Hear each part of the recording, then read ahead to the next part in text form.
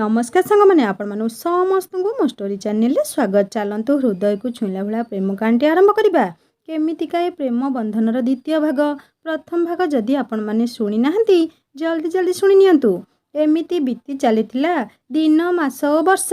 वर्ष को प्राय थरे कि दुई थर आसुथिला पुअटी। किछि दिन रही झीटी को कौनसी मते देखा करि देई पुणी चली जाउथला तार गंतव्य स्थल को। या भितरे 3 वर्ष कटि जाई थाए। से वर्ष झीटीर +3 फाइनाल इयर थाए। फॉर्म फिलअप प्राय सरी जाई थाए। सबुथर भली पुअटी एथर भी आसी थाए। ता मनर मानसी ता प्रेमर प्रियसी को टिके पाखरे पाइबो ओ मन भरी गपिबो। आउ दुई जण मिलिले भी मन भरी समय बितेले भी किंतु सबुदिन तो समान जाएनी। पुअटी सहित देखा करी फेरिया परे बहुत दुखी थाए से। काहेकि ना आज जीवा बेले से बहुत कांदी थिले। कहिले जानिछ धन तुमठू एते दूर रे एका एका बंचिबा भारी कष्ट होउछि। खाली तुम कथा तुम स्मृति को मने पकाई दिन काटी देउछि। बेले बेले आकाश रे जह्न को देखिले तुमे भारी मने पड़ो। आउ सेते बेले मु मन भरी कांदे। मते कथा दियो केबे मते ठकी देबनी तो। जेमिति मते किछि कहि पारुनो सेमिति घरे भी किछि कहि परिबनी। पुणी घरे अन्य कोठी तुमर बाहाघर करई देबे। आउ सेते बेले नाई नाई सेमिति केबे करिबनी। आमे जदि एकाठी न होई पारिबा तेबे दुख नहीं। एमिति एका एका बंची जिबा किंतु तुमको केबे भी आउ कहार हेबाकू देबिनी। आउ सेमिति समय जदि केबे आसे तेबे मु आउ ए दुनिया रे न थिबी।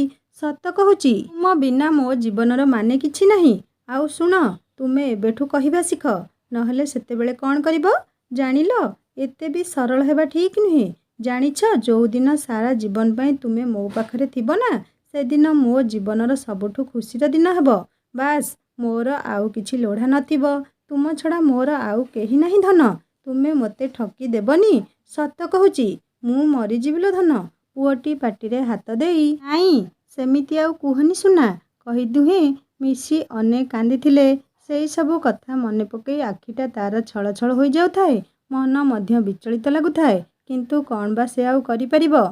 भविष्यत कथा चिंता करी से असहाय हो पड़ुला।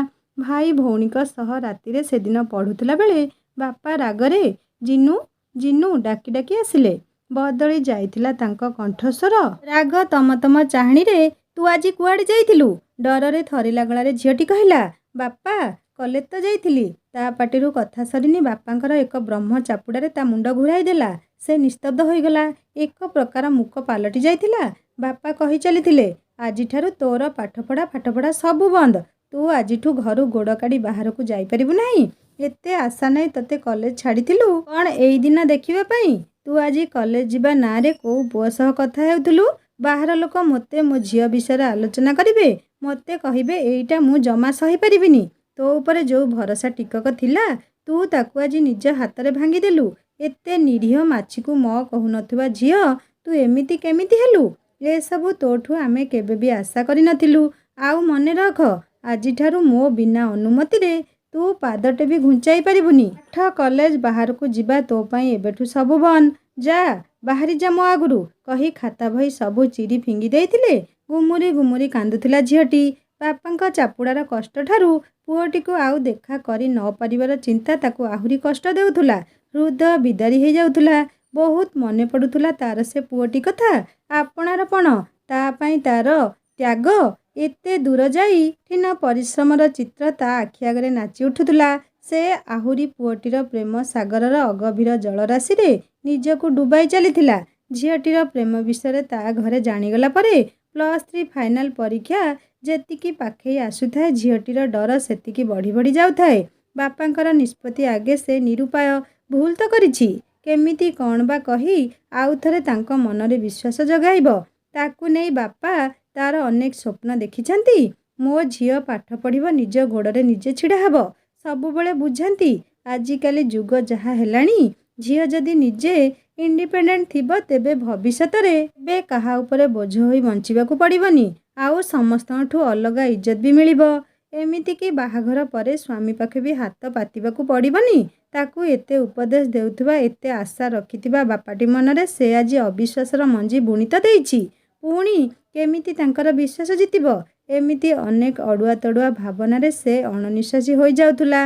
एमिति गोटे दिन ता बापा घरे न थांती। ସକାଳ 10ଟା ହେବ। ସେ ଏମିତି ମନ ଦୁଃଖରେ ବସିଥାଏ। ପୁଅଟି ଆସି ତାଙ୍କ ଘରେ ପହଞ୍ଚିଲା। ତା ମାଙ୍କ ପାଖରେ ନିଜର ଭୁଲ ମାନିଲା। ଝିଅଟିକୁ ପରୀକ୍ଷା ଦେବା ପାଇଁ ଅନୁରୋଧ କଲା। କହିଲା, ଯାହା ଭୁଲ କରିଛି ମୁଁ କରିଛି, ତାକୁ ଏତେ ବଡ଼ ଦଣ୍ଡ ଦିଅନ୍ତୁ ନାହିଁ। ମୁଁ କଥା ଦେଉଛି କେବେ କୋଉଠି ଆଉ ତା ସହ କଥା ହେବିନି। କିନ୍ତୁ ହଁ, ମୁଁ ଅପେକ୍ଷା କରିବି ନିଜକୁ ଯୋଗ୍ୟ ତାର ହାତ ମାଗି ନେବା ପାଇଁ। ଆଉ ଗୋଟେ କଥା କହିବି, ଆପଣ ସିନା ତାକୁ ଜନ୍ମ ଦେଇଛନ୍ତି, କିନ୍ତୁ ସେ ମୋର ଜୀବନ, ମୋ ନିଃଶ୍ୱାସ ହୋଇସାରିଛି। ଆଉ ତା ବିନା ବଞ୍ଚିବା ମୋ କଳ୍ପନା ବାହାରେ। ଆମେ ଦୁହେଁ ଦୁହିଁଙ୍କ ବିନା ବଞ୍ଚିପାରିବୁନି। ଆଉ ଆପଣ ବିଚାର କରିବେ, ଯୋଉଟା ଠିକ୍ ସେଇଟା କରିବେ। କିନ୍ତୁ ମୋର ଅନୁରୋଧ, ତାକୁ ପରୀକ୍ଷା ପାଇଁ ଅନୁମତି ଦିଅନ୍ତୁ। ମା କହିଲେ, ଠିକ୍ ଅଛି, ମୁଁ ତା ବାପାଙ୍କୁ ବୁଝାଇବାକୁ ଚେଷ୍ଟା କରିବି। ପୁଅଟି ତାଙ୍କ ଘରକୁ ଆସିବା ତାକୁ ଭାରି ଆଶ୍ଚର୍ଯ୍ୟ ଲାଗୁଥିଲା, କିନ୍ତୁ ସେ ବହୁତ ଖୁସି ଥିଲା। ମନେ ମନେ ପୁଅଟିର ସାହସକୁ ସେ ତାରିଫ କରୁଥିଲା। ପୁଅଟି ମନରେ ତା ପ୍ରତି ଥିବା ଯତ୍ନ ସେ ବେଶ ଅନୁଭବ କରିପାରୁଥିଲା। ନିଜ ଜୀବନଠୁ ବି ଅଧିକା ଚିନ୍ତା କରୁଥିବା ପୁଅ ପ୍ରତି ତା ହୃଦୟର ପ୍ରେମ ଓ ସମ୍ମାନ ଗୁଣିତ ହେଉଥିଲା। ଯାହା ହେଉ, ତା ଅପେକ୍ଷାର ଅନ୍ତ ଘଟିଥିଲା। ପରୀକ୍ଷା ପାଇଁ ବାପାଙ୍କର ଅନୁମତି ମିଳିଥିଲା। ହେଲେ ଆଉ ଦେଖା ହୋଇ ପାରି ନଥିଲା ସେ ତୃଷିତ ଆଖି ସହ। କାହିଁକି ନା ସେଦିନ ସେ କଥା ଦେଇ ଆସିଥିଲା ଆଉ କେବେ କୋଉଠି ଝିଅଟି ସହିତ ଦେଖା କରିବ ନାହିଁ। କିନ୍ତୁ ହଁ, ସେ ଅପେକ୍ଷା କରିବ। ସମୟକ୍ରମେ ଝିଅଟିର ପାଠପଢ଼ା ହିଁ ତା ପ୍ରେମରେ ଅନ୍ତରା ସୃଷ୍ଟି କଲା। କାରଣ ଝିଅଟିକୁ ଭଲ ପାଇବା ଦିନଠୁ ପୁଅଟି ତାର ପାଠପଢ଼ା ଛାଡ଼ି ଦେଇ ରୋଜଗାର ପାଇଁ ଦୂରକୁ ପଳାଇଥିଲା। ପୁଅଠାରୁ ଝିଅଟି ଏବେ ଅଧିକା ପଢ଼ିଥିଲା। ଏପରି ସ୍ଥଳେ ଝିଅ ଘରେ କେମିତି ବା ଚାହିଁଥାନ୍ତେ ତାଙ୍କ ଝିଅଠୁ କମ୍ ପଢ଼ିଥିବା ପୁଅ ସହିତ ବାହା ଦେବାକୁ। ସାଧାରଣତଃ ସବୁ ବାପା ମା ଚାହାନ୍ତି ଗୋଟେ ଭଲ ଘର, ଭଲ ବର ଦେଖି ଝିଅ ବାହା ଦେବାକୁ। ଠିକ୍ ସେମିତି ଚାହିଁଥିଲେ ଝିଅ ଘରେ। ଆଜିକାଲି ଭଲ ପାଇବା କିଏ ଦେଖୁଛି? ସବୁରି ମୂଳରେ ଧନର ଆବଶ୍ୟକତା ଅଛି। ଝିଅଟିର ଭଲ ଆଉ ମଙ୍ଗଳ ଚିନ୍ତା କରି ଘରେ ରୋକଠୋକ ମନା କରିଦେଲେ ସେଠି ବାହାଘର ହୋଇପାରିବନି। ତେଣୁ ଯାହା ହୋଇଛି ସବୁ ଭୁଲିଯାଇ ଆଗକୁ ବଢ଼ିବାରେ ତାର ଉଚିତ। ସମୟ ଗଡ଼ି ଚାଲିଥିଲା, ହେଲେ ଝିଅଟି ଭୁଲି ପାରୁନଥିଲା ସେ ପୁଅଟିକୁ, ତାର ଭଲ ପାଇବା, ତାର ତ୍ୟାଗ ଓ ଆପଣାପଣକୁ। ଘରେ କାଇଦା କଟକଣା ତା ପାଇଁ କଠୋରରୁ କଠୋର ହୋଇଥିଲା। କଥାରେ ଅଛି, ଲୁଚାଉଥିବା ଜିନିଷଟିକୁ ଉନ୍ମୋଚିତ କରିବାକୁ ଆଖି ଯେମିତି ଉଦ୍ବେଳିତ ହୁଏ, ଠିକ୍ ସେମିତି ଦୁହିଁଙ୍କୁ ଦୂରେଇ ରଖିବାର ପ୍ରୟାସ ପରସ୍ପରକୁ ଆହୁରି ନିକଟତର କରୁଥିଲା। ସବୁ ଭିତରେ ଝିଅଟି ବାପା ମାଙ୍କ ବିଶ୍ୱାସ ଜିତି ଗୋଟେ ସ୍କୁଲରେ ଶିକ୍ଷକତା କରିବାକୁ ଲାଗିଲା। ହେଲେ ଅନେକ ନିୟମ କାନୁନରେ ସେ ବନ୍ଧା ହୋଇଥିଲା। ଦୂରତା ହିଁ ଦୁହିଁଙ୍କ ପ୍ରେମକୁ ମଜବୁତ କରୁଥିଲା। ପୁଅଟି ଦୂରରେ ରହିଲେ ମଧ୍ୟ ଝିଅଟିର ପ୍ରତ୍ୟେକ ଦିନର ଭଲମନ୍ଦ ଖବର ରଖୁଥିଲା। କିନ୍ତୁ ତାର ସଂଘର୍ଷ ଜାରି ଥିଲା। ଅନେକ ଅଭାବ ବୋଧ ଭିତରେ ନିଜକୁ ତିଆରି କରୁଥିଲା। ଲହୁକୁ ପାଣି କରି ଲୁହରେ ବଞ୍ଚୁଥିଲା। ତାର କଷ୍ଟ, ତାର ଯନ୍ତ୍ରଣାକୁ ଲୁଚାଇ ସେ ଝିଅଟିକୁ ସାହସ ଦେଉଥିଲା। ଏମିତି ବିତି ଯାଇଥିଲା 6 ବର୍ଷ। ଦିନ ପରେ ଦିନ ଗଡ଼ି ଚାଲିଥାଏ। ଝିଅଟିର ଶିକ୍ଷକତା କରିବାର ପ୍ରାୟ 1.5 ବର୍ଷ ବିତି ଯାଇଥାଏ। ମନ ତଳେ ସମସ୍ତ କୋହ ଓ ବେଦନାକୁ ଚାପି ଘର ପରିବାର ସମ୍ମାନ ପାଇଁ ଚେଷ୍ଟା କରୁଥାଏ। ମନ ଆଇନାରେ ସ୍ମୃତିର ଖିଅଟିକୁ ଲୁଚେଇ ଦେଖୁ ଦେଖୁ ସମୟ ସରି ଯାଉଥାଏ। କାହା ମନରେ କଷ୍ଟ ନ ଦେବାକୁ ଯାଇ ଆଜି 2 ନାବରେ ଗୋଡ଼ ଦେଇଛି ସେ। ନା ଏ କୂଳର ହୋଇପାରୁଛି, ନା ସେ କୂଳର ହୋଇପାରୁଛି। ମଝିରେ ଖାଲି ଯାହା ହନ୍ତସନ୍ତ ହୋଇ ମରୁଛି। ଜଣେ ଜୀବନ ଦେଇଛି ତ ଆଉ ଜଣେ ତା ଜୀବନ ପାଇଁ ନିଜ ଜୀବନକୁ ବାଜି ଲଗାଇଛି। କ'ଣ କରିବ? କାହାର ସେ ହେବ? ମନ ମନ୍ଦିରରେ ଜଣକୁ ବସାଇ ସାରି କେମିତି ବା ସେଠି ଆଉ ଜଣକୁ ତାର ସେ ସ୍ଥାନ ଦେବ? ନଭେମ୍ବର ମାସ, ଟିକେ ଟିକେ ଶୀତ ଆରମ୍ଭ ହୋଇଥାଏ। ସବୁଦିନ ଭଳି ସେଦିନ ବି ସେ ସ୍କୁଲ ଯାଇଥାଏ। ଯେତେବେଳେ ସେ ସ୍କୁଲରେ ପହଞ୍ଚିଲା, ନିଜ ଆଖିକୁ ମଧ୍ୟ ବିଶ୍ୱାସ କରିପାରିଲାନି। ସେଠି ତାର ସେ ମନର ମଣିଷ, ମାନେ ସେ ପୁଅଟି ଥିଲା। ତାକୁ ଏମିତି ଦେଖିବ ବୋଲି ସେ କେବେ ବି ଭାବିନଥିଲା। ସେ ଶାଢ଼ୀ ପିନ୍ଧିଥିଲା। ପୁଅଟିକୁ ସାମ୍ନାରେ ଦେଖି ତା ଦେହଟା ଏକ ଅଜଣା ଭୟରେ ଥରୁଥିଲା। ଠିକ୍ ସେ ବି ସେ ଚାଲିପାରୁନଥିଲା। ଶାଢ଼ୀର କୁଞ୍ଚିରେ ଛନ୍ଦିମନ୍ଦି ହୋଇ ଯାଉଥିଲା। ପୁଣି ନିଜକୁ ସମ୍ଭାଳିବାକୁ ଚେଷ୍ଟା କରୁଥିଲା। ସେ କିଛି ପଚାରିବା ଆଗରୁ ପୁଅଟି କହିଲା, କାଲି ଆସିଲି ତୁମକୁ କୋଉଠି କେମିତି ଦେଖିବି ବୋଲି ଚିନ୍ତା କରି ଭଣଜାକୁ ସ୍କୁଲ ଛାଡ଼ିବା ବାହାନାରେ ତୁମକୁ ଟିକେ ଦେଖିବି ବୋଲି ଭାବିଲି। କିନ୍ତୁ ଯାହା କୁହ, ଶାଢ଼ୀରେ ତୁମେ ସତରେ ଗୋଟେ ଅପ୍ସରୀ ଲାଗୁଛ। ଆରେ ଏମିତି ଅଚାନକ ଆସିଲି ବୋଲି ରାଗିଛ ନା କ'ଣ? ଝିଅଟିର ମୁହଁରୁ ତାର ଭୟାତୁର ଭାବକୁ ଲକ୍ଷ୍ୟ କରିପାରି ପୁଅଟି କହିଲା, ହଉ ଠିକ୍ ଅଛି, ତୁମେ ଏବେ ଯାଅ, ଛୁଟି ସମୟରେ ଆସିବି। ସ୍କୁଲ ଛୁଟି ହେବାକୁ ଆଉ ଗୋଟେ ପିରିୟଡ଼ ବାକି ଥାଏ। ସେତିକି ବେଳେ ସ୍କୁଲର ପିଅନ ଆସି କହିଲା, ଦିଦି ଆପଣଙ୍କୁ ଦେଖା କରିବାକୁ ପିଲାଙ୍କ ଗାର୍ଡ଼ିଆନ ଅଫିସରେ ଅପେକ୍ଷା କରିଛନ୍ତି।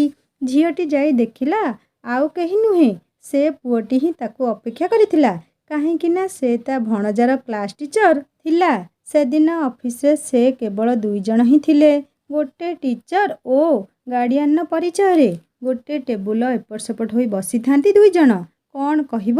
ଝିଅଟିର ତଣ୍ଟି ଶୁଖି ଆସୁଥାଏ। ଶୀତ ଦିନେ ବି ତା ଦେହରୁ ଗମ ଗମ ଝାଳ ବହି ଚାଲିଥାଏ। ଏଥର ପୁଅଟି ଆରମ୍ଭ କଲା ତା ପାଠପଢ଼ା ବିଷୟରେ। କେମିତି ପଢ଼ୁଛି ମୋ ଭଣଜା? କ'ଣ ଅଛି ତାର ଷ୍ଟାଣ୍ଡାର୍ଡ଼? ଡରି ଡରି ଝିଅଟି ତାର ଉତ୍ତର ରଖୁଥାଏ। ଏମିତି କିଛି ସମୟ ବିତିଗଲା। ହେଉ, ଏଥର ଆସୁଛି ମୁଁ। ମୋତେ ଭୁଲ ବୁଝିବନି। କେବଳ ତୁମକୁ ଟିକେ ଦେଖିବା ପାଇଁ ଓ ତମ ସହ 2 ପଦ କଥା ପାଇଁ ମୁଁ ଏଇଟା ହିଁ ଠିକ୍ ବାଟ ବୋଲି ବାଛିଲି। କାହିଁକି ନା ବାହାରେ କୋଉଠି ତୁମକୁ ଦେଖା କରିବା ସମ୍ଭବ ନୁହେଁ। ଘରେ ତୁମର ଜାଣିଲେ ପୁଣି ଆମ ପାଇଁ ସମସ୍ୟା ସୃଷ୍ଟି କରିବ। ଠିକ୍ ଅଛି, ମୁଁ ଏଥର ଆସୁଛି କହି ଚାଲି ଯାଇଥିଲା ପୁଅଟି। ପଛରୁ ତାର ଯିବା ବାଟକୁ ଅନେଇ ଅନେଇ ଝିଅଟିର ଛାତି ତଳେ ଲୁଚିଥିବା ଅକୁହା କଥାଗୁଡ଼ା ତାର ଆଖି ଦେଇ ଝରି ଯାଉଥିଲା। ୟା ଭିତରେ 2-4 ଦିନ ବିତି ଯାଇଥିଲା।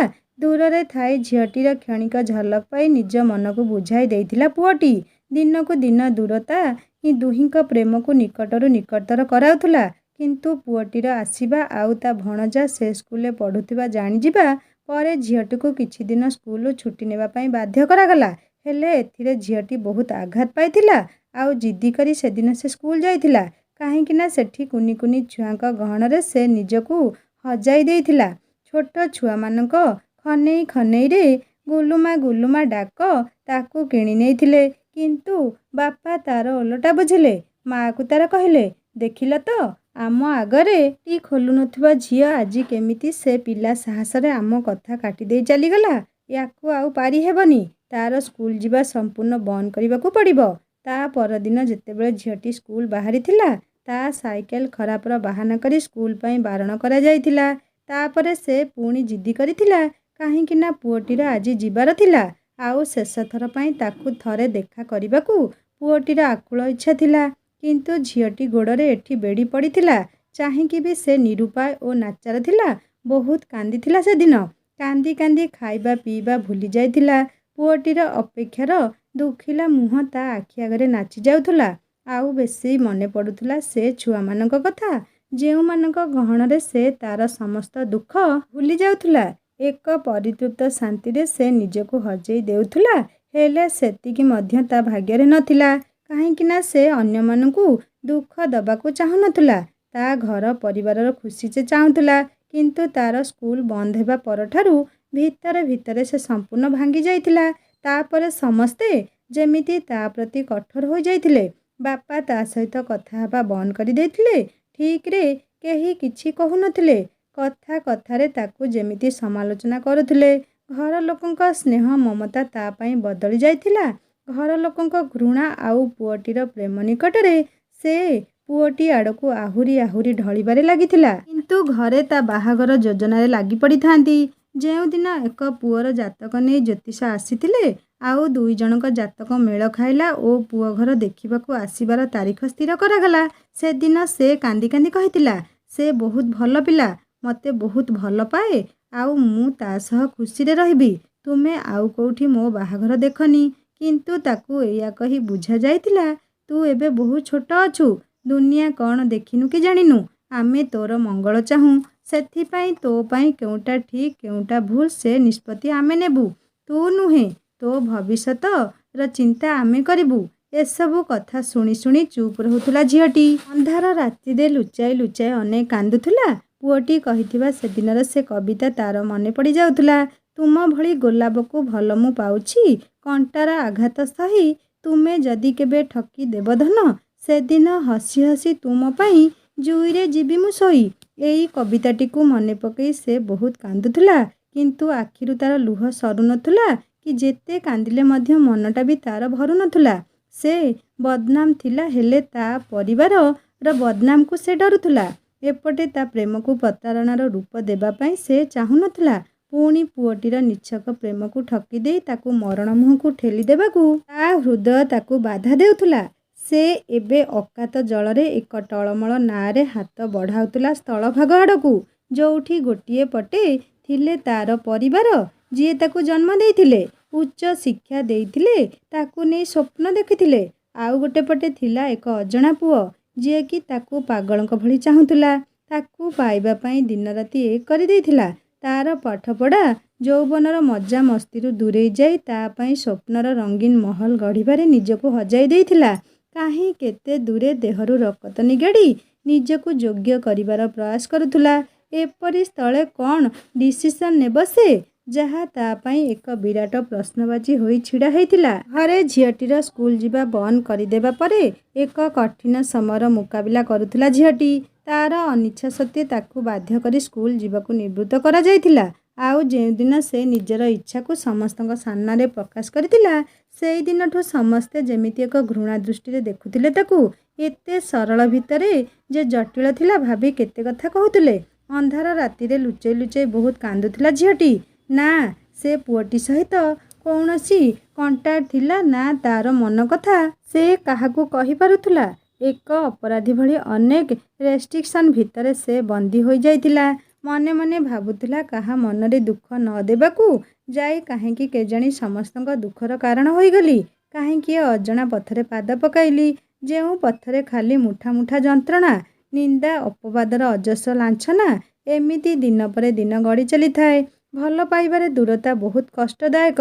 ସେଥିରେ ପୁଣି ଦୁଇ ପ୍ରେମୀ ମାସ ମାସ ଧରି କଥା ହୋଇ ନ ପାରିବା, ଅନେକ କଟକଣା ବାଧା ଭିତରେ ଟିକିଏ ଦେଖା କରିବାରେ ଅସଫଳ ହେବା, ପରେ ଲୁହ ଭରା ସେ ସଂଘର୍ଷମୟ ଜୀବନ ସତରେ ବହୁତ ହୃଦୟ ବିଦାରକ ଥିଲା। ପ୍ରେମରେ ହାରିଯାଏ ମନ ତ କେତେବେଳେ ଚାଲିଯାଏ ପ୍ରାଣ। ଆଉ ପବିତ୍ର ପ୍ରେମରେ ଏତେ ଶକ୍ତି ଥାଏ ଯେ ଗୋଟେ ପଟେ ବାଟ ବନ୍ଦ ହୋଇଯାଏ ତ ଆଉ ଗୋଟେ ପଟ ବାଟ ଆପେ ଆପେ ଖୋଲିଯାଏ। ଯେମିତି ଏ ଝିଅଟି ଜୀବନରେ ହୋଇଥିଲା। ଦିନେ ସନ୍ଧ୍ୟାରେ ସେ ଘର ପାଖ ମନ୍ଦିର ଯାଇଥିବା ବେଳେ ଗୋଟେ ପିଲା ଏକ ନୋକିଆ ଫୋନ୍ ଦେଇ କହିଲା, ଅରୁଣ ଭାଇ ଏଇଟା ଦେଇଛନ୍ତି, ତାଙ୍କ ସହ କଥା ହୁଅ। ସେ ଖୁସିରେ ଲୁହ ଛଳ ଛଳ ଆଖିରେ ମନ୍ଦିରରେ ମା'ଙ୍କୁ ମୁଣ୍ଡିଆଟେ ମାରି ଘରକୁ ପଳାଇ ଆସିଲା। କେମିତି କୋଉଠି ଟିକେ କଥା ହେବ ବୋଲି ତା ମନଟା ଆକୁଳ ହୋଇଯାଉଥିଲା। ମନ ଭିତରେ ଲୁଚାଇ ରଖିଥିବା ସମସ୍ତ କୋହକୁ ଅଜାଡ଼ି ଦେବାକୁ ତା'ର ଭାରି ଇଚ୍ଛା ହେଉଥିଲା। ସେ ସୁଯୋଗ ଖୋଜୁଥିଲା। ଫୋନ୍ଟା ସାଇଲେନ୍ସ ମୋଡ଼ରେ ଥିଲା। ସେ ତାକୁ ତା ବହି ଭିତରେ ଲୁଚାଇ ରଖିଦେଲା। ଘରେ କାଳେ କିଏ ଦେଖିଦେବେ, ସେଇଥିପାଇଁ ସେ ଟିକେ ନର୍ଭସ୍ ଥିଲା। କିନ୍ତୁ ଅନେକ ଦୁଃଖ ଓ ତା ମନର ବ୍ୟାକୁଳତା ତାକୁ ସାହସ ଦେଉଥିଲା।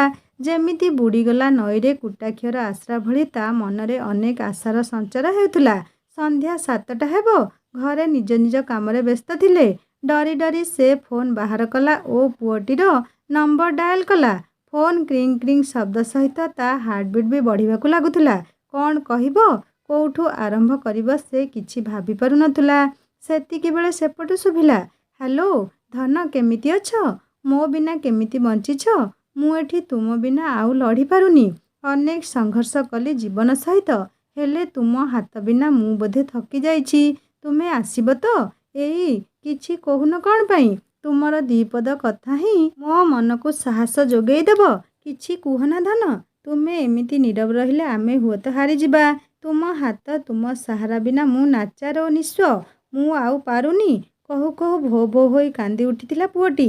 ଏତେ ଦୁଃଖ ଓ ଅନେକ କଟକଣା ଭିତରେ ଛଟପଟ ହେଉଥିବା ଜୀବନଟି ପୁଅଟିର ଆକୁଳ ଅସହାୟତାକୁ ସହି ନ ପାରି କାନ୍ଦି ପକାଇଲା।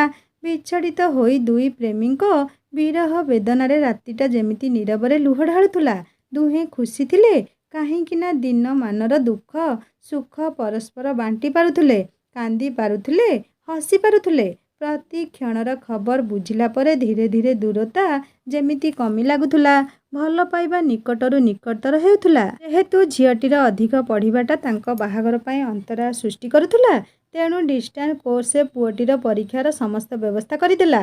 ଯାହା ହେଉ, ଏଥର ଦୁହିଁଙ୍କ ମନରେ ଆଶାର ସଞ୍ଚାର ହେଉଥିଲା। ପୁଅଟି ସହିତ ଅନେକ ସମୟ କଥା ହେବା ପରେ ଝିଅଟି କିଛି ମାତ୍ରାରେ ଆଡ଼ଭାନ୍ସ ହେବାରେ ଲାଗିଥାଏ। ଏତେ ବର୍ଷ ଧରି ପଚାରି ପାରିନଥିବା କଥା ଦିନେ ଝିଅଟି ପଚାରି ବସିଲା, ତୁମେ କ'ଣ କରୁଛ? ହୋ ହୋ ହୋ ହୋଇ ହସିଲା ପୁଅଟି। କହିଲା, ହଁ ହଁ ବୁଝିଲି ବୁଝିଲି। ଏଥର ତାହେଲେ ମ୍ୟାଡ଼ାମ୍ ମୋ ପାଖକୁ ଆସିବାର ତୟାରୀ କରୁଛନ୍ତି ନାଇଁ? ଝିଅଟି ଏକଦମ ଲାଜେଇ ଗଲା। କହିଲା, ନାଇଁ ନାଇଁ, ଏମିତି ପଚାରିଦେଲି ନା। ପୁଅଟି ଖୁସି ହୋଇଯାଇ କହିଲା, ହଁ ମୁଁ, ତୁମେ ଜାଣିବନି ଆଉ କିଏ ଜାଣିବ ଯେ? ତୁମକୁ କହିବି, ସବୁ ଆରମ୍ଭରୁ ଆଜି ଯାଏଁ ସବୁ କହିବି। ଶୁଣିବ? ଶୁଣ। ମୁଁ ଯେତେବେଳେ ପ୍ରଥମେ ଆସିଲି ଗୋଟେ ଗ୍ୟାରେଜରେ 600 ଟଙ୍କାରେ ରହିଲି। ଅନେକ ରାତି ତୁମ କଥା ଭାବି ଭାବି ପାଣି ପେଟେ ପିଇ ଶୋଇଯାଏ। ଆଉ ଜାଣିଛ, ତୁମ କଥା ଭାବିଲେ ନା ଭୋକ ଶୋଷ ସବୁ କୁଆଡ଼େ ମୋର ଉଭେଇଯାଏ। ତାପରେ ଧୀରେ ଧୀରେ ମୁଁ ଉପରକୁ ଉଠିଲି। ତୁମ ପ୍ରେମ ମୋତେ ଗୋଟେ ପରେ ଗୋଟେ ସଫଳତାର ସ୍ୱାଦ ଚଖେଇଲା। ପ୍ରତ୍ୟେକଟି ଦିନ ମୋ ପାଇଁ ଚ୍ୟାଲେଞ୍ଜ ହୋଇ ଛିଡ଼ା ହୋଇଥିଲା। କାହିଁକି ନା ମୁଁ ମାର୍କେଟିଂ ଲାଇନରେ ଥିଲି। ତୁମକୁ ପାଇବା ଲକ୍ଷ୍ୟରେ ମୋର ଟାର୍ଗେଟ୍ ଫୁଲଫିଲ୍ ଆଉ ଉପରକୁ ଉଠିବା ପାଇଁ ମୁଁ ଦିନରାତି ଏକ କରିଦେଇଥିଲି। ଆଉ ଆଜିର ଦିନରେ ମୁଁ ରେପୁଟେଡ୍ କମ୍ପାନୀର ସେଲ୍ସ ମ୍ୟାନେଜର। ସବୁ ସମ୍ଭବ ହୋଇପାରିଛି କେବଳ ତୁମ ପାଇଁ, ତୁମର ସେ କଥା କୁହା ନିରୀହ ଆଖି ପାଇଁ। ଆଉ ଏବେ ମୋ ପଢ଼ା ପାଇଁ ତୁମେ ବ୍ୟସ୍ତ। ମୁଁ ଜାଣିଛି ତୁମ ଘରେ ଚାହୁଁଛନ୍ତି ସେଇଥିପାଇଁ। ଆଉ ତୁମ ଘର ଲୋକଙ୍କ ସବୁ ପରୀକ୍ଷା ଦେବାକୁ ମୁଁ ରାଜି। କିନ୍ତୁ ବଦଳରେ ମୋତେ ତୁମେ ଦରକାର। ଆଉ ତୁମେ ଆସିବ ତ? ପ୍ରତ୍ୟେକ ଥର କଥା ଶେଷରେ ପୁଅଟିର ଏଇ ପ୍ରଶ୍ନ ଥାଏ। ଆଉ ଝିଅଟିର ନୀରବତା। ପ୍ରେମର ପଥ କଣ୍ଟକିତ ଭରା। ସେ ପଥରେ ଯିବା ପାଇଁ ଅନେକ ଝଡ଼ ଝଞ୍ଜାର ସାମ୍ନା କରିବାକୁ ପଡ଼େ। ଲୁହ ପିଇ ବଞ୍ଚିବାକୁ ହୁଏ। ଆଉ ସେଥିରେ କିଏ ସଫଳ ହୁଏ ତ କିଏ ବିଫଳ। କିଏ ନିଜ ସୁଖର ସଂସାର ଗଢ଼େ ତ କିଏ ନିଜର ଜୀବନ ଉଜାଡ଼ି ଦିଏ। ଆଉ ସେଇଥିପାଇଁ ବୋଧେ କୁହାଯାଏ ପ୍ରେମ ହିଁ ଅନ୍ଧ। ଏ କଥା ଠିକ୍ କି ନୁହେଁ ସାଙ୍ଗମାନେ ମୋତେ କମେଣ୍ଟ କରି ନିଶ୍ଚୟ ଜଣାଇବେ। ଏବେ ଚାଲନ୍ତୁ ଆଗକୁ ଶୁଣିବା। ନିଜର ପ୍ରେମକୁ ଏକ ପରିଚୟ ଦେବାର ବ୍ୟାକୁଳତାର ବ୍ୟାପ୍ତ ପାଇଁ ପୁଅଟି ଝିଅଟିକୁ ଏକ ଫୋନ୍ ଦେବା ପରେ ଘର ଲୋକଙ୍କ କଟକଣାରେ ଅସ୍ତବ୍ୟସ୍ତ ହୋଇ ଯାଇଥିଲା ଝିଅଟି। ଫୋନ୍ଟି ପାଇଲା ପରେ ତା ମନରେ ଏକ ନୂଆ ଆଶା ଜାଗି ଉଠିଥିଲା। ଅତି ସନ୍ତର୍ପଣ ସହକାରେ ସେ ଫୋନ୍ଟିକୁ ସେ ଲୁଚେଇ ରଖୁଥିଲା। ଘର ଲୋକଙ୍କ ନଜରରୁ ବଞ୍ଚିବାର ଚେଷ୍ଟା କରୁଥିଲା। ଯେହେତୁ ତା କାର୍ଯ୍ୟକଳାପ ଉପରେ ଘର ବାପାଙ୍କର ତୀକ୍ଷ୍ଣ ଦୃଷ୍ଟି ରହୁଥିଲା, ତେଣୁ ସେ ଖୁବ୍ କମ୍ କଥା ହେଉଥିଲା। କିନ୍ତୁ ସେଇ ଟିକକ କଥା ହିଁ ଦୁହିଁଙ୍କ ପ୍ରାଣରେ ସ୍ନେହର ଅମୃତ ସିଞ୍ଚନ କରୁଥିଲା। ପରସ୍ପର ରୁଚି, ଇଚ୍ଛା, ଅଭ୍ୟାସ ସହ ପରିଚିତ ହେଲା ପରେ ଆହୁରି ନିକଟରୁ ନିକଟତର ହେବାରେ ଲାଗିଥିଲେ ଦୁହେଁ। ଥରେ ଏମିତି କଥା ହେଲା ବେଳେ ପୁଅଟି ପଚାରିଦେଲା, ଗୋଟେ କଥା ପଚାରିବି ସତ କହିବ? ଝିଅଟି କହିଲା, ହଁ ପଚାର। ନିଶ୍ଚିତ ସତ, ସତ ହିଁ କହିବି। ହଉ କୁହ, ତୁମେ ମୋତେ ସତରେ ଭଲ ପାଅ ତ? କାହିଁକି ନା ମୁଁ ଯେତିକି ଜାଣିଛି ତୁମକୁ ମୋଠୁ ସୁନ୍ଦର ପୁଅ ଚାହୁଁଛନ୍ତି, ଯେଉଁମାନଙ୍କ ପାଖରେ ଅଛି ଲକ୍ଷାଧିକ ଟଙ୍କା, ବ୍ୟାଙ୍କ ବାଲାନ୍ସ ଏବଂ ତା ସହିତ ସୁନ୍ଦର ଚେହେରା। ଆଉ ତୁମର ବାହାଘର ପ୍ରସ୍ତାବ ମଧ୍ୟ ବଡ଼ ଘରୁ ଆସୁଛି। କିନ୍ତୁ ସବୁକୁ ଆଡ଼େଇ ଦେଇ ତୁମେ କ'ଣ ସତରେ ମୋତେ ଭଲ ପାଅ? ପୁଅଟିର କଠୋର ପ୍ରଶ୍ନରେ ସଦା ନୀରବ ରହୁଥିବା ଝିଅଟି ସେଦିନ କଇଁ କଇଁ ହୋଇ କାନ୍ଦି ଉଠିଥିଲା। ଆଉ କାନ୍ଦି କାନ୍ଦି କହିଲା, ସେଦିନ ଭିତରେ ତୁମେ ତାହେଲେ ମୋତେ ଏତିକି ଜାଣିଲ? ନା ମୁଁ କେବେ ତୁମ ଚେହେରା ଦେଖିଛି, ନା ତୁମ ଧନ ସମ୍ପତ୍ତିର ଲୋଭ ରଖିଛି। ବାସ୍ ତୁମ ଭିତରେ ଥିବା ସେ ପବିତ୍ର ପ୍ରେମକୁ ଦେଖିଛି। ମୋର ପରିବାର ସମ୍ମାନକୁ ଆଖି ଆଗରେ ରଖି ତୁମର ସେ ସଂଯମତାକୁ ପରଖି ନେଇଛି। ଆଉ ପାଖରେ ପାଇବି ତୁମ ନିଃସ୍ୱାର୍ଥ ପ୍ରେମର ଶାଳୀନତାକୁ ମୁଁ ଅନୁଭବ କରିଛି। କାହିଁକି ନା ମୁଁ ବହୁ ଜାଗାରେ ଶୁଣିଛି, ପ୍ରେମର ବାହାନା କରି ପ୍ରେମିକଟି ପ୍ରେମିକାର ଦେହ ଓ ମନ ସହିତ ଯଥାଚିତ ମନମାନି କଲା ପରେ ପ୍ରେମର ପବିତ୍ର ସମ୍ପର୍କରେ କଳା ଦାଗଟିଏ ଲଗେଇ ଦେଇ ଚାଲିଯାଏ। ଆଉ ଏସବୁର ତୁଳନାରେ ତୁମ ପ୍ରେମ ବହୁତ ଊର୍ଦ୍ଧ୍ୱରେ, ଯେଉଁଠି ନାହିଁ କାମନା କିମ୍ବା ବାସନାର ଏତେ ଟିକେ ବି ଗନ୍ଧ। ଆଉ ତୁମର ଏଇ ଶାଶ୍ୱତ ପ୍ରେମ ନିକଟରେ ହିଁ ମୁଁ ହାରିଯାଇଛି। ମୋ ଅଜାଣତରେ ହିଁ ମୋ ମନ ପ୍ରାଣ ତୁମ ହୃଦୟରେ ତାହା ପଡ଼ିଯାଇଛି। ଆଉ କଥା ରହିଲା ବ୍ୟାଙ୍କ ବାଲାନ୍ସ, ଯାହା ଜଣେ ଭଲ ମନ ଓ ଯୋଗ୍ୟ ମଣିଷ ହାତ ମୁଠାରେ ଅଛି। ଆଉ ମୁଁ ଭଲ ଭାବରେ ଜାଣିଛି ଏସବୁ କେବଳ ତୁମଠି ନିହିତ। ଏଥର ପୁଅଟି ମୁହଁରେ ଟିକେ ହସ ଫୁଟାଇ କହିଲା, ଓହୋ ମୋ ନୀରବତା ରାଣୀ, ତୁମେ କେତେବେଳେ ପ୍ରେମ ଉପରେ ଏତେ ସବୁ ରିସର୍ଚ୍ଚ କଲ? ମୁଁ ଭାବୁଛି ତୁମେ ମୋଠୁ ଦୁଇ ପାଦ ଆଗରେ ଅଛ। ହଉ ଛାଡ଼ ଛାଡ଼, ମୋ ସୁନାନାକୀକୁ ମୁଁ ଅଯଥା କନ୍ଦେଇ ଦେଲି। ମୋ ସୁନା ଆଖିରୁ ସେ ମୋତିଗୁଡ଼ା ଝରି ମୋ ହୃଦୟକୁ ରକ୍ତାକ୍ତ କରିଦେଲା। ସତରେ ଧନ, ଆଜି ମୋତେ କଥା ଦିଅ, ମୁଁ ବଞ୍ଚିଥିବା ଯାଏଁ ତୁମେ କେବେ କାନ୍ଦିବ ନାହିଁ। ସତ କହୁଛି, ମରିଯିବି ପଛେ ତୁମ ଆଖିର ଲୁହ କେବେ ଦେଖିପାରିବିନି।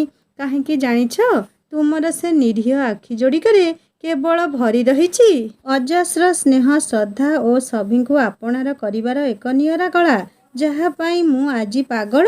ଆଉ ଜାଣିଛ, ତୁମର ସେଇ ନିରୀହତା ପାଇଁ ମୁଁ ତୁମ ପ୍ରେମର ଗଭୀରତମ ପ୍ରଦେଶରେ ନିଜକୁ ହଜାଇ ଦେଇଛି। ମୋ ଦୁନିଆ ଖାଲି ତୁମେ ହିଁ ତୁମେ। ମୋର ସର୍ବାଙ୍ଗ ଶରୀର, ଅସ୍ଥି ମଜ୍ଜା, ଶିରା ଓ ପ୍ରଶିରାରେ କେବଳ ତୁମ ନାଁ ହିଁ ଲେଖା। ନିଶ୍ୱାସ ତୁମେ, ବିଶ୍ୱାସ ତୁମେ। ତୁମେ ହିଁ ମୋ ବଞ୍ଚିବାର ଏକମାତ୍ର କାରଣ। ଖିଲିଖିଲି ହସି ଉଠିଲା ଝିଅଟି। ଥାଉ ଥାଉ, ଏତେ ଆଉ ଫାଲତୁ ଡାଏଲଗ୍ ମାରନି ମ, ଆରଥରକୁ ରଖିଥାଅ। ପୁଅଟି ଟିକିଏ ଅଭିମାନ ଭରା ସ୍ୱରରେ ଓ ମୋ ଅନ୍ତରର କଥା ତୁମକୁ ତାହେଲେ ଫିଲ୍ମ ଡାଇଲଗ୍ ଲାଗିଲା? ହଉ ଯାଅ, ମୁଁ କେବେ ଆଉ ଫୋନ୍ କରିବିନି ହେଲା। କଟି। ଝିଅଟି ବୋଧେ ଡରିଗଲା ଆଉ ଏକ ଭୟ ମିଶ୍ରିତ ନରମ ଗଳାରେ କହିଲା, ଆରେ ଆରେ ରାଗିଲ କି? ମୁଁ ନା ଏମିତି ଟିକେ ମଜା କରୁଥିଲି। ମୁଁ ଜାଣିଛି ତୁମେ ଯାହା କହିଲ ସବୁ ସତ। ବିଶ୍ୱାସ କର, ମୋର ସେମିତି କିଛି ଉଦ୍ଦେଶ୍ୟ ନଥିଲା। କଥା ହେବା ବନ୍ଦ କରିବନି। ମୋ ରାଣଧନ। ଝିଅଟି ପାଟିରୁ କଥା ଛଡ଼ାଇ କହିଲା, ଛି, ଏଇ ସାମାନ୍ୟ କଥାରେ କ'ଣ କିଏ ରାଣ ଦିଏ? ଆଗରୁ ଏମିତି କେବେ କରିବନି, ନହେଲେ ମୁଁ ସତ ସତିକା ରାଗିଯିବି। ଲୋ ମୋ ହୀରା, ମୋତି, ସୁନା, ମୁଁ ବି ତୁମ ସହ ମଜା କରୁଥିଲି ଆଉ ତୁମର ରିଆକ୍ସନ୍ ଦେଖିବାକୁ ଚାହୁଁଥିଲି। ହେଲେ ମୁଁ ବୁଝିଗଲି। ଝିଅଟି ହସି ହସି କହୁଥିଲା, ଏମିତି କଥା ତାହେଲେ? ପୁଅଟି ବି ହସି ହସି କହୁଥିଲା, ହଁ ସେମିତି କଥା। ଏଥର ବୁଝିଲ ତ? ଦୁହିଁଙ୍କର ମନ ଖୋଲା ହସ ଦୁହିଁଙ୍କ ପ୍ରେମର ପରିଭାଷାକୁ ସ୍ୱାକ୍ଷର କରୁଥିଲା। ପୁଅଟି ବୋଧେ ଟିକେ ଚାଲାକ ଥିଲା। ଏମିତି ଅଭିମାନ କରି ଝିଅଟି ମନରେ ତା ପ୍ରତି ଥିବା ଦୁର୍ବଳତା ପରଖୁଥିଲା। ସବୁଦିନ ତ ସମାନ ଯାଏନି। ଲୁଚାଇବାକୁ ଚେଷ୍ଟା କରୁଥିବା ଜିନିଷଟି ଦିନେ ନା ଦିନେ ପରିସ୍ଫୁଟ ହୁଏ। ଆଉ ସେମିତି ଏକ କଳା ଦିନ ଥିଲା, ଯାହାକି କଥା ହେବା ଅବସ୍ଥାରେ ସେଦିନ ଫୋନ୍ ସହିତ ଝିଅଟି ବାପାଙ୍କ ହାତରେ ଧରା ପଡ଼ିଗଲା। ଆଉ ଲୁଚାଇ ପାରିନଥିଲା କିମ୍ବା ମିଛ ମଧ୍ୟ କହିପାରିନଥିଲା। ସବୁ ସତ ମାନିଗଲା। ସବୁ ଶୁଣିଲା ପରେ ବାପା କେମିତି ଏକ ଗମ୍ଭୀର ଓ କଠୋର ଲାଗୁଥିଲେ। ବିନା କିଛି କହି ଫୋନ୍ଟି ତା ହାତରୁ ନେଇଗଲେ। ନୀରବ ଥିଲା ଝିଅଟି। ଆଖିରୁ ଲୁହ ଝରୁଥିଲା, କିନ୍ତୁ ସେ ଏକ ପ୍ରକାର ସ୍ଥାଣୁ ନିସ୍ତେଜ ହୋଇପଡ଼ିଥିଲା। ସେଠୁ ଚୁପଚାପ ଉଠିଯାଇ ବାପା ସାଙ୍ଗେ ସାଙ୍ଗେ ଯାଇ ଓଡ଼ିଶା ବାହାରେ ରହୁଥିବା ଝିଅଟିର ଦାଦା ଅର୍ଥାତ୍ ତାଙ୍କ ସାନ ଭାଇକୁ ଫୋନ୍ କଲେ। ଙ୍କ ମଧ୍ୟରେ କ'ଣ କଥା ହେଲା କେଜାଣି, ତାର 2 ଦିନ ପରେ ଦାଦା ଆସି ପହଞ୍ଚିଲେ। ଆଉ ଝିଅଟିକୁ କହିଲେ, ଜଲ୍ଦି ଜଲ୍ଦି ତୋ ବ୍ୟାଗ୍ ପ୍ୟାକ୍ କରିଦେ, ଆମେ ଏଇକ୍ଷଣି ବାହାରି ଯିବା। ଝିଅଟିକୁ କିଛି ବୁଝିପାରୁନଥିଲା। କହିଲା, ମୁଁ କୁଆଡ଼େ ଯିବି ଦାଦା? ସେ କହିଲେ, ମୋ ସହିତ ଯିବୁ। କାହିଁକି ନା ତୋ ଖୁଡ଼ୀ ଦେହ ଟିକେ ଖରାପ ଅଛି ଆଉ ତାର ଦେଖାରେଖା କରି ରାନ୍ଧିବାଢ଼ି ଖାଇବା ପିଇବାରେ ମୋତେ ଅସୁବିଧା ହେଉଛି। ଆଉ ସେଇଥିପାଇଁ ତୁ ଯିବା ନିହାତି ଜରୁରୀ। ଚାଲ ବାହାରି ପଡ଼। ଝିଅଟି ଆହୁରି ଜୋରରେ କାନ୍ଦିବାକୁ ଲାଗିଲା। ତାର ମନେ ପଡ଼ୁଥିଲା ପୁଅଟି ସହ ହୋଇଥିବା ହସ ମଜା ଭରା ସୁଖଦ ମୁହୂର୍ତ୍ତଗୁଡ଼ା। ସେ ଭାବୁଥିଲା ସତରେ ବେଶୀ ଖୁସି ହେବାଟା ହିଁ ଦୁଃଖର କାରଣ। ସେ କିନ୍ତୁ କାନ୍ଦି କାନ୍ଦି ଲୋଟି ପଡ଼ୁଥିଲା ସମସ୍ତ ଘର ଲୋକଙ୍କ ଚରଣ ତଳେ। ନାଇଁ ନାଇଁ, ମୁଁ କୁଆଡ଼େ ଯିବିନି। ମୋତେ କୁଆଡ଼େ ବି ପଠାଅ ନାହିଁ। ଅନେକ ବାଧାର ପାହାଡ଼ ଓ ଦୂରତାର ଝଡ଼ରେ ଭାଙ୍ଗି ରୁଜି ଯାଇଥିବା ହୃଦୟ ଦୁଇଟିରେ ପ୍ରୀତିର ନୂଆ କିରଣ ଉଇଁବାରେ ଲାଗିଥିଲା। ଦେଖୁଥିବା ସ୍ୱପ୍ନକୁ ବାସ୍ତବର ରୂପ ଦେବାକୁ ଦୁଇ ପ୍ରେମ ଶାବକ ଖଣ୍ଡିଉଡ଼ା ଦେବାର ପ୍ରୟାସ କରୁଥିଲେ। କାହିଁକି ନା ଦୁଇ ଶରୀରର ଦୂରତା ଥିଲା ଯୋଜନ ଯୋଜନର। ଆଖି ପାଉନଥିବା ଏକ ଅପନ୍ତରା ନିଷିଦ୍ଧାଞ୍ଚଳର। କିନ୍ତୁ ସେ ସବୁକୁ ଅତିକ୍ରମ କରି ଆତ୍ମା ସହ ଆତ୍ମାର ଓ ମନ ସହ ମନ ଯୋଡ଼ି ହୋଇ ଯାଇଥିଲା କେଉଁ ଏକ ଅଛିଣ୍ଡା ସୂତାରେ, ଯାହା ପ୍ରେମର ଏକ ନୂତନ ଅଧ୍ୟାୟ ସୃଷ୍ଟି କରିଥିଲା। କିନ୍ତୁ ତା ପୂର୍ବରୁ ଏକ ପକ୍ଷୀ ଶାବକର ପର କାଟିବାର ଷଡ଼ଯନ୍ତ୍ର ରଚା ଯାଉଥିଲା। ଝିଅଟି କାନ୍ଦି କାନ୍ଦି ଦାଦାଙ୍କ ସହ ଯିବା ପାଇଁ ଅରାଜି ହେବା ପରେ ଝିଅଟିର ଆକୁଳ କାନ୍ଦ ଆଗରେ ବାପା ମାଙ୍କ ହୃଦୟ ସେଦିନ ତରଳି ଯାଇଥିଲା। ଝିଅଟିର ଏଇ ଗୋଟେ ଭୁଲ ଯୋଗୁଁ ସିନା ଘରେ ସମସ୍ତେ ତା ଉପରେ ରାଗୁଥିଲେ, କିନ୍ତୁ ସେ ପରିବାର ସଭିଙ୍କର ଗେହ୍ଲି ଝିଅ ଥିଲା। ତାକୁ ଘଡ଼ିଏ ନ ଦେଖିଲେ ବାପା ପରା ତାର ବ୍ୟସ୍ତ ହୋଇପଡ଼ନ୍ତି। ଆଉ ତାକୁ ଏତେ ଦୂର ପଠାଇ ସେ କ'ଣ ଶାନ୍ତିରେ ରହିପାରିଥାନ୍ତେ? ଖାଲି ନିଜ ମନର ରାଗ ପାଇଁ ତାକୁ ଦୂରକୁ ତା ଦାଦା ସହିତ ପଠାଇବାର ନିଷ୍ପତ୍ତି ନେଇଥିଲେ। ଭାବିଥିଲେ କି କିଛି ଦିନ ବାହାରେ ରହିଲେ ଆଉ ପୁଅଟିର କୌଣସି କଣ୍ଟାକ୍ଟରେ ନ ଆସିଲେ ହୁଏତ ଝିଅଟି ତାଙ୍କର ମନ ତାର ବଦଳେଇ ଦେବ ଆଉ ତାଙ୍କ ପସନ୍ଦରେ ବାହା ହେବା ପାଇଁ ରାଜି ହୋଇଯିବ। ଆଉ ସେ ଏକ ଭଲ ଘର ଓ ଏକ ଯୋଗ୍ୟ ବରପାତ୍ର ଦେଖି ଝିଅକୁ ତାଙ୍କର ବାହା ଦେଇ ଶାନ୍ତିରେ ଟିକେ ନିଶ୍ୱାସ ମାରିବେ। କିନ୍ତୁ ଝିଅଟିର ଆକୁଳ କାନ୍ଦ ଆଗରେ ହାରିଗଲେ ସେ। ତାଙ୍କ ଭାଇଙ୍କୁ କହିଲେ, ଠିକ୍ ଅଛି, ସେ ଚାହୁଁନାହିଁ ତେବେ ତାକୁ ରହିବାକୁ ଏଇଠି ଦେ। ମୁଁ ପ୍ରସ୍ତାବ ଦେଖୁଛି। ତୁ ଆର ମାସକୁ ଆସିଲେ ବାହାଘରଟା ସାରିଦେବା। ହେଉ କହି ଫେରିଗଲେ ଦାଦା। ଏକ ଅଶାନ୍ତ ଝଡ଼ ବହିଯିବା ପରର ନୀରବତା ଛାଇ ରହିଥିଲା ସାରା ପରିବାରରେ। କେହି କାହାକୁ କିଛି କହୁନଥିଲେ। ବିଶେଷ କରି ଝିଅ ସହିତ କଥାବାର୍ତ୍ତା ବନ୍ଦ କରି ଦେଇଥିଲେ। ଝିଅଟି ବିଚଳିତ ଥିଲା। ନା ସେ ପୁଅଟିକୁ କୌଣସି ମତେ ଏସବୁ କହିପାରୁଥିଲା, ନା ରହିପାରୁଥିଲା। ଅସ୍ତବ୍ୟସ୍ତ ହୋଇ ଯାଉଥିଲା ତା ମନ ଓ ହୃଦୟ। ଭାରି ମନେ ପଡ଼ୁଥିଲା ତାର ପୁଅଟି କଥା। କେମିତି ଥିବେ, କ'ଣ କରୁଥିବେ? ପ୍ରତ୍ୟେକ ମୁହୂର୍ତ୍ତ ସେ ମୋ ଫୋନ୍ର ଅପେକ୍ଷାରେ ଥିବେ। ଏତେ ବର୍ଷର ଦୂରତା ତ ଠିକ୍ ଥିଲା, କିନ୍ତୁ ଫୋନ୍ରେ କଥା ହେବା ଦିନଠାରୁ ପରସ୍ପର ଅତି ନିକଟତର ହୋଇଥିଲେ ଯଦି କେବେ କଥା ହେବାର ସୁବିଧା ନଥାଏ ତେବେ ପୁଅଟି କୁହେ, ତୁମେ ଖାଲି ଫୋନ୍ଟା ଅନ୍ କରି ତୁମ ପାଖେ ରଖିଦିଅ, ବାସ୍ ତୁମ ନିଶ୍ୱାସରୁ ହିଁ ମୁଁ ସବୁ କିଛି ପାଇଯିବି। ଏମିତି ବି ଚିଠି ଦେଲାବେଳେ ସେ ଠିକ୍ ଏମିତି ହିଁ କହୁଥିଲା। ଯଦି ତୁମକୁ ଚିଠି ଲେଖି ଆସୁନି ତେବେ ତୁମେ କେବଳ ଆଇ ଲଭ୍ ୟୁ ଲେଖିଦେବ। ଆଉ ଝିଅଟି ସେମିତି ମଧ୍ୟ କରିଥିଲା। ଆଜି ସବୁ ପଛ କଥା ମନେ ପକେଇ ପକେଇ ଝିଅଟି ଧୈର୍ଯ୍ୟହୀନ ହୋଇପଡ଼ୁଥିଲା। ସେ ଏକ ଅଜଣା ଆଶଙ୍କାରେ ଭୀତତ୍ରସ୍ତ ଥିଲା ଯେ ତା'ର ଫୋନ୍ ନ ପାଇ ପୁଅଟି କିଛି ଅଘଟଣ ଘଟାଇବନି ତ। ପୁଅଟି କଥା ଚିନ୍ତା କରି କରି ବେଳକୁ ବେଳ ସେ ଦୁର୍ବଳ ହୋଇପଡ଼ୁଥିଲା। କିନ୍ତୁ କ'ଣ ବା ସେ କରିପାରିବ? ଉପାୟ ଶୂନ୍ୟ ଅବସ୍ଥାରେ ତା'ର ପ୍ରତ୍ୟେକ ମୁହୂର୍ତ୍ତ ବିତୁଥିଲା। ବାପା ସିନା ଭାବିଥିଲେ ଫୋନ୍ ନେଇଗଲେ ଦୁହିଁଙ୍କର କଥା ହେବା ବନ୍ଦ ହୋଇଗଲେ ଦୁହେଁ ଭୁଲିଯିବେ, କିନ୍ତୁ ତା'ର ଓଲଟା ଘଟିଥିଲା। ଦୁଇ ଜଣଙ୍କୁ ଦୂରେଇବାର ଚେଷ୍ଟା ଓ ସମସ୍ତ ବାଧାକୁ ଏଡ଼ାଇ ଦୁହିଁଙ୍କର ପ୍ରେମର ଡୋରଟା ଆଉ ଟିକେ ଶକ୍ତ ହେବାରେ ଲାଗିଥିଲା। କାହିଁକି ନା ଅନେକ ଆଗରୁ ଦୁଇ ଆତ୍ମା ଯୋଡ଼ି ହୋଇଯାଇଥିଲା। ବୋଧହୁଏ ଏସବୁ ଉପରବାଲାର ମାୟା ଥିଲା। ଜଳ ବିନା ମୀନ ପରି ଦୂରତା ସରରେ ଛଟପଟ ହେଉଥିଲେ ଦୁହେଁ। 2 ଦିନ ହୋଇଗଲାଣି ପୁଅଟି ବାରମ୍ବାର ଫୋନ୍ କରି କରି ନିରାଶ ହେଉଥିଲା। ସେ ଅତ୍ୟନ୍ତ ବିବ୍ରତ ଅବସ୍ଥାରେ କ'ଣ କରିବ କିଛି ଚିନ୍ତା କରିପାରୁନଥିଲା। ନିଜର ଡ୍ୟୁଟି, ଖାଇବା ପିଇବା ଏକରକମର ଭୁଲି ସାରିଥିଲା। ତା'ର ଇଚ୍ଛା ହେଉଥିଲା ସବୁ ବାଧାବିଘ୍ନକୁ ଏଡ଼ାଇ ଯାଇ ସାଙ୍ଗେ ସାଙ୍ଗେ ଝିଅଟିକୁ ତା ପାଖକୁ ନେଇ ଆସିବାକୁ। ଦୁନିଆ ଆଖିରେ ଖରାପ ହୁଏ ପଛେ ଆଉ ଏତେ ସହିବାକୁ ପଡ଼ିବନି। ଦୁଃଖର ଜ୍ୱାଳାକୁ ଆଉ ପିଇ ପିଇ ବଞ୍ଚିପାରିବ ନାହିଁ। ଯଦି ଭଲ ପାଇବା ପାପ, ଭଲ ପାଇ ଯଦି ଏକାଠି ବଞ୍ଚି ପାରିବୁ ନାହିଁ ତେବେ ଏକାଠି ମରି ତ ପାରିବୁ। ହଁ ଠିକ୍, ଏଇଟା ହିଁ ଶେଷ ରାସ୍ତା। ନା କେହି କଷ୍ଟ ପାଇବ, ନା ଆମ ପାଇଁ କାହାର ଇଜ୍ଜତ ଯିବ। ଏପ୍ରିଲ ମାସ 2:30 ସମୟ। ଖରାର ତେଜ ପ୍ରଖର ଥାଏ। ଝିଅଟିର ଘରେ ସମସ୍ତେ ଶୋଇପଡ଼ିଥାନ୍ତି। ଝିଅଟି ଆଖିରେ କିନ୍ତୁ ନିଦ ନଥାଏ। ସେ ଏପଟ ସେପଟ ହେଉଥାଏ। ସେତିକିବେଳେ ଛୋଟ ଛୁଆଟିଏ ଆସି ଝିଅଟି କାନରେ କ'ଣ ଚୁପି ଚୁପି କହିଦେଲା। ଆଉ ଝିଅଟି ତରତର ହୋଇ ବାହାରକୁ ବାହାରିଗଲା। ଠିକ୍ ତାଙ୍କ ଘର ବାହାରେ ପୁଅଟି ବାଇକ୍ ଧରି ଛିଡ଼ା ହୋଇଥିଲା। ଝିଅଟି ତଥାପି ନିଜକୁ ବିଶ୍ୱାସ କରିପାରୁନଥିଲା। ସତ ନା ସେ ସ୍ୱପ୍ନ ଦେଖୁଛି? ସେ ସ୍ୱପ୍ନ ହେଉ କି ସତ, କାହାର ଉପସ୍ଥିତ କିମ୍ବା କାହାର ନଜର ତାକୁ କିଛି ଫରକ ପଡ଼ୁନଥିଲା। ସେ ପାଗଳି ପ୍ରାୟ ଦୌଡ଼ି ଯାଇ କୁଣ୍ଢେଇ ପକାଇ କାନ୍ଦି ଉଠିଲା। ପୁଅଟି ବି କାନ୍ଦୁ କାନ୍ଦୁ କହୁଥିଲା, ତୁମେ ଠିକ୍ ଅଛ ତ ଧନ? ତୁମ ଫୋନ୍ ନ ପାଇ ମୁଁ ଆଉ ନିଜକୁ ସମ୍ଭାଳି ପାରିଲି ନାହିଁ। ତୁମକୁ ଟିକେ ଦେଖିବି ବୋଲି ଧାଇଁ ଆସିଲି। କ'ଣ ହେଉଛି ତୁମର? ଫୋନ୍ କାହିଁ ସୁଇଚ୍ ଅଫ୍? କେତେ କ'ଣ ଅଶୁଭ ଆଶଙ୍କାରେ ମୁଁ ଡରି ଯାଇଥିଲି। ତୁମକୁ ହରାଇ ଦେବାର ଭୟ ମୋତେ ଦୁର୍ବଳ କରି ପକେଇଲା। ସତ କହୁଛି, ମୁଁ ଆଉ ପାରୁନି। କିଏ କ'ଣ କହୁ, କିଛି ବି ଭାବୁ, ଚାଲ ଆମେ କୁଆଡ଼େ ପଳେଇବା। ହଁ କୁହ, କ'ଣ ହେଉଥିଲା ତୁମର? ଝିଅଟି ଏକା ନିଶ୍ୱାସରେ ସମସ୍ତ ଘଟଣା କହିଗଲା। କେତେ କଷ୍ଟରେ ତା ଦିନ ସରୁଛି। ଦୂରତା ନିଆଁରେ ଜଳୁଥିବା ଦୁଇଟି ହୃଦୟ ପରସ୍ପରକୁ ଭେଟିବା ପରେ, କିଛି ଦୁଃଖର ଜ୍ୱାଳାକୁ ନିଜ ଭିତରେ ବାଣ୍ଟିବା ପରେ ଏବେ ଶୀତଳତା ଛାଇ ଯାଇଥିଲା ଦୁହିଁଙ୍କ ମଧ୍ୟରେ। ପୁଅଟି ଏଥର ପ୍ରକୃତିସ୍ଥ ହୋଇ ଝିଅଟିକୁ ତା ନିଜ ଫୋନ୍ଟିକୁ ଧରାଇ ଦେଇ କହିଲା, ଆମେ ଏଠି ବେଶୀ ସମୟ ରହିବାଟା ଠିକ୍ ହେବ ନାହିଁ। ଏବେ ତମେ ଜଲ୍ଦି ଯାଅ, କେହି କାଳେ ଆମକୁ ଦେଖିନେବ। ହଁ ଶୁଣ, ଫୋନ୍ଟିକୁ ଲୁଚାଇ ରଖିବ। କିଛି ଅସୁବିଧା ହେଲେ ମୋତେ ଜଣେଇବ। ଦୁହେଁ ଦୁହିଁଙ୍କୁ ଛାଡ଼ିବାକୁ ଇଚ୍ଛା ନଥିଲେ ବି ସମୟରେ ଦୋହାଇ ଦେଇ ଦୂରେଇବାକୁ ହେବ। ଝିଅଟିକୁ ସଚେତନ କରାଇ ପୁଅଟି ଚାଲିଗଲା। ଝିଅଟି ଛଳ ଛଳ ଆଖିରେ ଫୋନ୍ଟିକୁ ଲୁଚାଇ ଘର ଭିତରକୁ ପଶିଲା ବେଳକୁ ବାପାଙ୍କର ଭୀଷଣ ଗର୍ଜନର ରଡ଼ିରେ ସେ ଚମକି ପଡ଼ି ପଛକୁ ଫେରି ଚାହିଁଲା। ସେ ଜାଣିପାରିଲା ବାପା ତାକୁ ସେ ପୁଅଟି ସହିତ ଦେଖିଦେଇଛନ୍ତି।